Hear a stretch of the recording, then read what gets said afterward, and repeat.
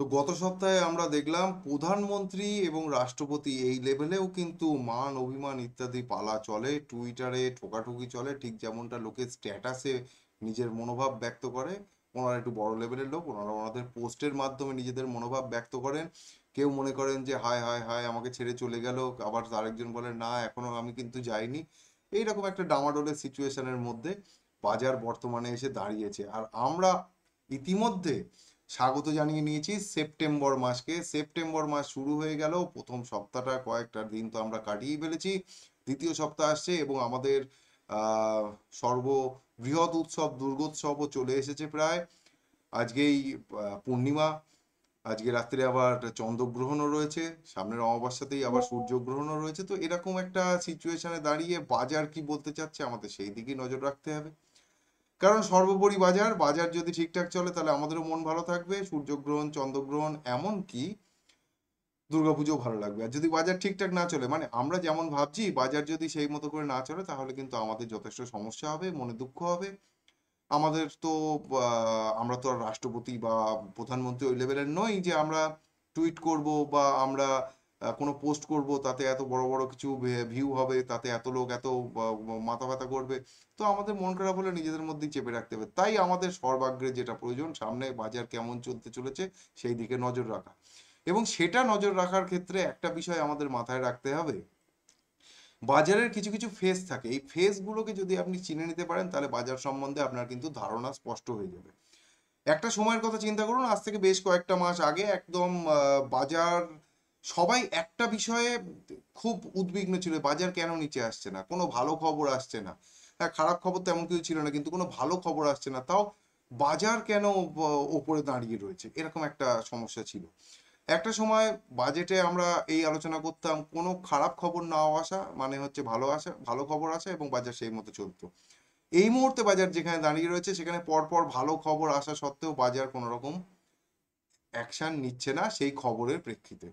এটা বাজারের একটা ফেজ। ঠিক এর পরেই দেখবেন ভালো খবর আসা আস্তে আস্তে কমে যাবে।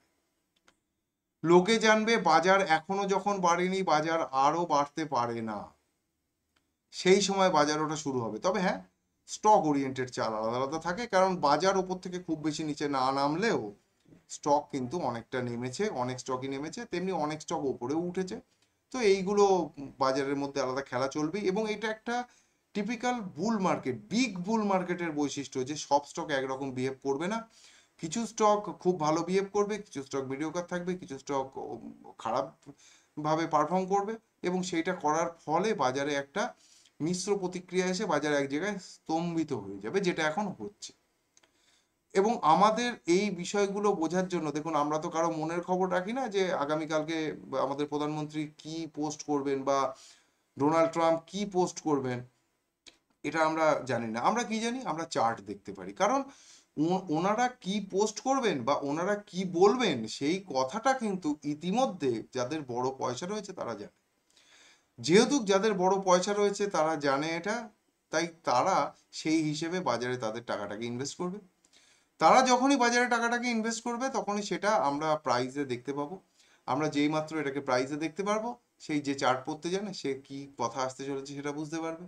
তো আমরা এইভাবে দেখে নেব। তবে হ্যাঁ, এই যে বিশ্লেষণ আমি করতে চলেছি আজকে, সেখানে একটা কথা মাথায় রাখবেন, এটা আমি বাজারকে কিভাবে দেখছি এবং আমি কি অ্যাকশন নেবো সেটা আপনাদের সঙ্গে শেয়ার করছি।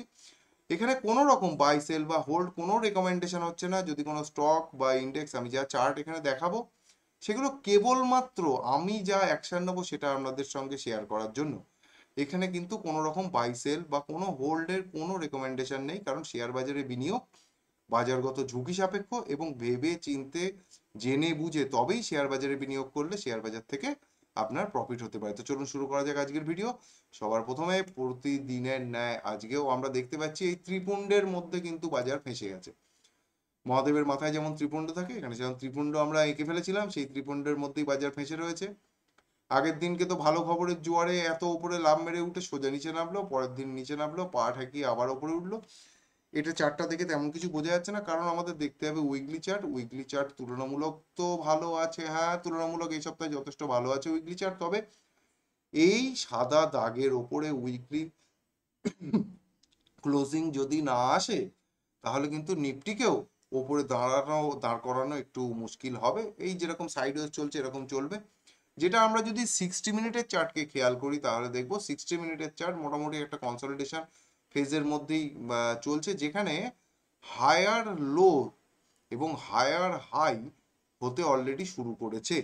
হায়ার লো এবং হায়ার হাই হতে শুরু করেছে। আরএসআইও 60 মিনিটের যথেষ্ট ভালো রয়েছে এই মুহূর্তে, ডেলি চার্টেও যথেষ্ট ভালো রয়েছে এই মুহূর্তে, উইকলি চার্টে যথেষ্ট ভালো রয়েছে এই মুহূর্তে। দেখে মনে হচ্ছে যেন বাজারে একটা আপ ট্রেন্ড আসলেও আসতে পারে। তবে হ্যাঁ, এই জায়গাটাকে ভায়োলেট করলে চলবে না, 24,400 কাটলে চলবে না, 24,400 কাটলে কিন্তু গড়বড় হবে। নিফটি ব্যাংককে যদি আমরা দেখি, নিফটি ব্যাংক তুলনামূলক নিফটির মতো নয়, কিন্তু এর আরএসআইও ঠিক আছে উইকলি চার্টে, মোটামুটি একটা জায়গায় রয়েছে। যদি আমরা ডেলি চার্টকে খেয়াল করি তাহলে দেখে বোঝা যাচ্ছে, যেটা পরিষ্কার আরএসআই দেখে, যে এখানে কিন্তু নিফটি ব্যাংক কিছুদিন কনসলিডেশন করলেও করতে পারে এবং এই টাইমটাই অ্যাকুমুলেশনের টাইম হবে বলে আমার অন্তত মনে হচ্ছে।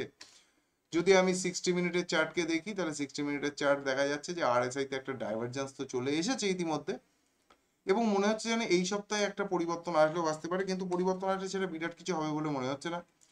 তার কারণ উপরে এইখানটায় ম্যাসিভ রেজিস্ট্যান্স পাবে, অর্থাৎ 55,000 পার করা মুশকিল হবে। 54,900 থেকে 55,000 পার করা যথেষ্ট মুশকিল হবে। 55,000 পার করে উপরে টিকে গেলে জিনিসটা আবার তখন সুখকর হয়ে যাবে। ইউএসডি আইএনআর মেন কালপ্রিট ইনি। ইউএসডি আইএনআর যেভাবে বেড়ে রয়েছে, আমাদের টার্গেট রয়েছে 92 পর্যন্ত যাওয়া, মানে মার্কেটে আরো বেশি সমস্যা। যাই হোক, দেখা যাক কি করে। ইন্ডিয়া ভিক্স লেবড়িয়ে পড়ে রয়েছে, মানে এর কোনো হেলদোলই নেই, কেন বাজারে পার্টিসিপেন্ট কমে যাচ্ছে, ওই জন্য এর কোনো হেলদোলই নেই। প্রিমিয়াম সব শেষ। গোল্ড অল টাইম হাই, গোল্ডের একটু প্রাইসটা দেখলে ভালো লাগছে। মানে গোল্ড মানে না মানে 1,07,728, জবরদস্ত।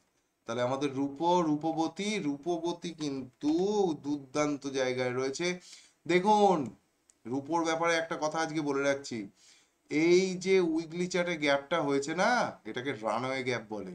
এই রানওয়ে গ্যাপের প্রভাবে এই যে রূপো আপনি দেখছেন 1,24,000, এ কিন্তু 1,60,000 টেনে 55 থেকে 60 নিয়ে যেতে পারে, 1,55,000 থেকে 60 নিয়ে যেতে পারে এই র্যালিতে। শুধু স্টপ লস কি, স্টপ লস একদম ছোট, 1,22,500, 24,700 কাছে রয়েছে 22,500, 1,22,500 স্টপ লস রেখে এই কাজটা করা যাবে এবং জবরদস্ত হবে, সেটা জবরদস্ত হবে আমার তো তাই মনে হচ্ছে আপাতত দেখে। তবে ওই লেভেলটা কেটে গেলে, যদি নিচের লেভেল কেটে যায় তখন আবার প্রবলেম হবে। যদি আমরা ক্রুডকে দেখি, ক্রুডের দাম নামছে, ভারতের জন্য খুব ভালো খুব ভালো খুব ভালো এটা। তবে ওইটাই রেঞ্জ, বেশি নামানামি করতে পারবে না। ন্যাচারাল গ্যাস ওই একইভাবে সাইড ওয়েজে চলবে। ডাও জোন্স খুব ভালোভাবে ওপরে দাঁড়িয়ে রয়েছে, আশ্চর্যজনকভাবে অর্থনীতি ভেঙে পড়তে চলেছে, ডলারের দাম, ডলার সারা বিশ্বের লোক ব্যবহার করা ছেড়ে দিতে চলেছে আগামী কয়েক বছরের মধ্যে। এরকম একটা সময় দাঁড়িয়ে ডাও জোন্স ওপরে টেনে দাঁড় করে রেখেছে। নাসড্যাকের মাধ্যমে শক্তি প্রদর্শন করে সমস্ত টেক কোম্পানিকে আমেরিকান পাগলা দাদু এক জায়গায় নিয়ে এসে যে খেলাটা খেলেছে, এর ডাইভারজেন্স অন্তত সেটাই প্রমাণ করছে। ও যতই দেখাক না কেন, এ কিন্তু গড়বড় করছে। এখন এই মুহূর্তে হয়তো আমরা ওটাকে মানে অতটা অনুভব করতে পারছি না, কিন্তু এগুলো যথেষ্ট গড়বড় করতে চলেছে অন্তত তাই মনে হচ্ছে এখানে। এবার বাদ বাকি কয়েকটা কুচো ইন্ডেক্স আছে যেগুলো একটু এই সপ্তাহে দেখে নেওয়া খুব আবশ্যক। একটা হচ্ছে নিফটি মিড ক্যাপ কি বলছে, Nifty mid cap 100 index. Nifty mid cap 100 index বলছে যে আমি উইকলি চার্টে ঠিক আছি, আমি ডেলি চার্টে যা বলছি তার মানে হচ্ছে যে আগামী কিছুদিন আমি এখন এরকম কনসলিডেশন করতে পারি, খুব অল্প একটা ছোট রেঞ্জের মধ্যে আপ ডাউন এরকম করতে পারি, অন্তত 60 মিনিটের চার্টও তাই বলছে। আমরা যদি নিফটি স্মল ক্যাপকে দেখি, নিফটি স্মল ক্যাপ 100 ইন্ডেক্সকে আপনি দেখতে পাবেন যে 60 মিনিট চার্টে নিফটি স্মল ক্যাপ 100 ইন্ডেক্স ওই একইভাবে লেবড়িয়ে চলছে নিচের দিকে। কিন্তু ডেলি চার্টকে যদি দেখি তাহলে দেখবো একটা কনসলিডেশন ফেজ চলছে, যেটা আমরা জানি সেটা উইকলি চার্টে চলছে, এবং উইকলি চার্টে কনসলিডেশন ফেজ কাটবে একমাত্র এবারে যদি এইটা কেটে উঠতে পারে, অর্থাৎ যদি 18,000 কেটে উঠতে পারে, না উঠতে পারলে এই কনসলিডেশন ফেজ এখনো পর্যন্ত কিন্তু নিফটি স্মল ক্যাপে চলবে, আপাতত সাইড ওয়েজের ট্রেন্ডই রয়েছে। এবার নিফটি মাইক্রো ক্যাপকে যদি আমরা দেখি তাহলে আমরা দেখবো যে নিফটি মাইক্রো ক্যাপ ও উইকলি চার্টে একই জিনিস করেছে। উইকলি চার্টে নিফটি মাইক্রো ক্যাপকে ঠেলে যদি উঠতে হয় তাহলে অবশ্যই 24,700 ওপরে উঠে টিকতে হবে। আরএসআই তে সব ঠিকঠাকই রয়েছে, কিন্তু ডেলি চার্ট বলছে যে এখনো কিছুদিন ল্যাপ খাওয়ালেও খাওয়াতে পারে পারে কিছু সময় এখন এখানে বাকি রয়েছে আপাতত এই সিনারিও টোটাল বাজারে। হ্যাঁ, টোটাল বাজারের যা সিনারিও আমরা দেখতে পাচ্ছি এই মুহূর্তে, তাতে একটা জিনিস কিন্তু খুব ভালো জলবত্তর এবং স্পষ্ট, যে ভারতের বাজার টেনে দাঁড় করিয়ে রাখার ক্ষমতা রাখে, এবং ভারতের বাজারের এই টেনে দাঁড় করিয়ে রাখার ক্ষমতার জন্যই ভারতে ইনভেস্টমেন্ট আসবে। হ্যাঁ, ডলারের এগেনস্টে টাকা উইক হচ্ছে যথেষ্ট ঠিকই, তার জন্য আপাতত যে প্রবলেমটা হচ্ছে সেই প্রবলেম আর বেশি দিন স্থায়ী হবে না। অক্টোবরে হয়তো কিছু একটা ঘটতে চলেছে মনে হচ্ছে, তবে হ্যাঁ, তার কনফার্মেশন না আসা পর্যন্ত আগে থাকতে কিছু করা যাবে না। তবে হ্যাঁ, যদি ঠিকঠাক মতো ঠিকঠাক স্টকে পজিশন বানিয়ে বসিয়ে রাখা হয়, তাতে আমরা স্টক যদি 20% নিচেও থাকে তাতে কোনো দুশ্চিন্তার কারণ নেই, কারণ এখানে 20% এক এক দিনের মুভ হয়, 5 দিনে দেখবেন 100% ওপরে উঠে গিয়েছে। তো যাই হোক, এই সপ্তাহে আমাদের মহালয়ার সপ্তাহ শুরু হচ্ছে এই সপ্তাহ থেকে, দেখা যাক। এবং গৌণচান্দ্র মাস হিসেবে কিন্তু এই সপ্তাহ থেকে আমাদের দুর্গাপুজোর মাস, আশ্বিন মাস শুরু হচ্ছে। তো সেই সব কিছু আমরা হিসেব করে আশা করতে পারি যে কিছু হয়তো ভালো হলেও হতে পারে। সবটাই বাজারের হাতে, এবং মার্কেটে এই মুহূর্তে চার্ট কোনো দিকের কোনো সিগন্যালই দিচ্ছে না। তো সবাই পুজোর বাজার টাজার করুন, 22 তারিখের পরে তো আমি বলে রেখেছি একটা ভিডিওতে, তাহলে একটু কম দাম হতে পারে। এখন আপনারা জানেন যে কিসে কিসে কম দাম হবে, যাদের যাদের কম দাম হওয়ার সম্ভাবনা রয়েছে এসি ফ্রিজ, তারা তারা কম দামে কেনার জন্য দেরি করে কিনবেন। যাদের যাদের জিনিসগুলো কম দামে হবে না জেনে রাখেছেন, তারা এখন থেকে কিনুন, আনন্দ করুন।